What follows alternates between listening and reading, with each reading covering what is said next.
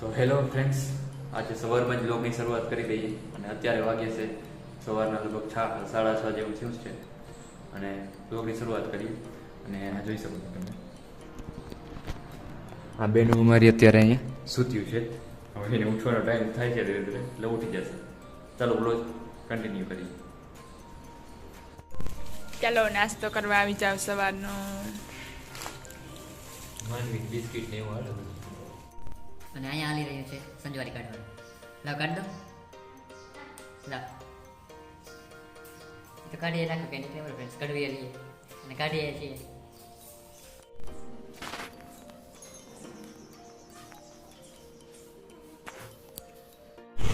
તો ફ્રેન્ડ્સ, આપણે જઈએ છીએ રામેશ્વર મહાદેવના મંદિરે. ઓલું સામે દેખાય છે એ રામેશ્વરનું મહાદેવનું મંદિર છે. તો ચાલો ત્યાં જઈને તમને દેખાડું થોડુંક.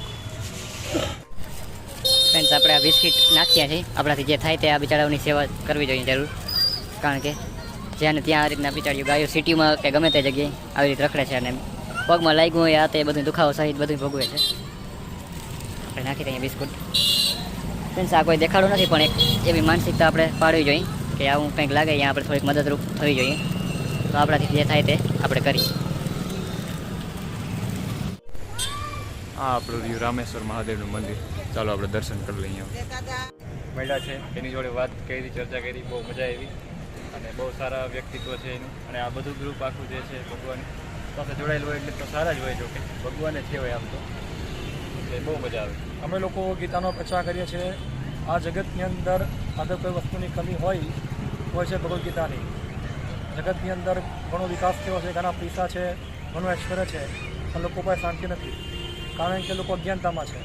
તમે જેમ અંધારા રૂમમાં હોવ, તમે કંઈ જોઈ શકો ને રૂમની અંદર એમાં પ્રકાશ આવે તો તમે જોઈ શકો ક્યાં દરવાજો છે, ક્યાં બારી છે. એવી રીતના ભગવદ્ ગીતા છે એ આપણા જીવનમાં પ્રકાશ આપે છે.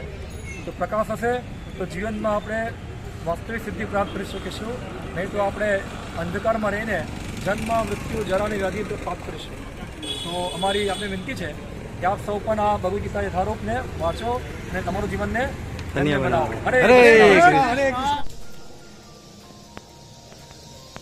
અહીંયા થઈ રહી છે રોટલી અને શાક થઈ ગયું છે.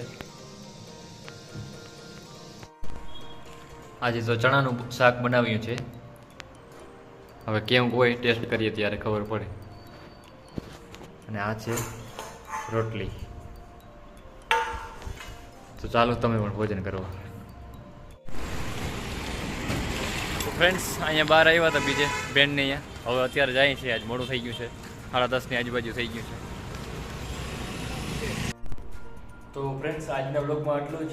અને જો આ પથારી તૈયાર થઈ ગઈ છે, કોઈ જાય અહીં બીજું તો. આજે 11 વાગી ગયા છે. ચાલો મળીએ નવા બ્લોગમાં.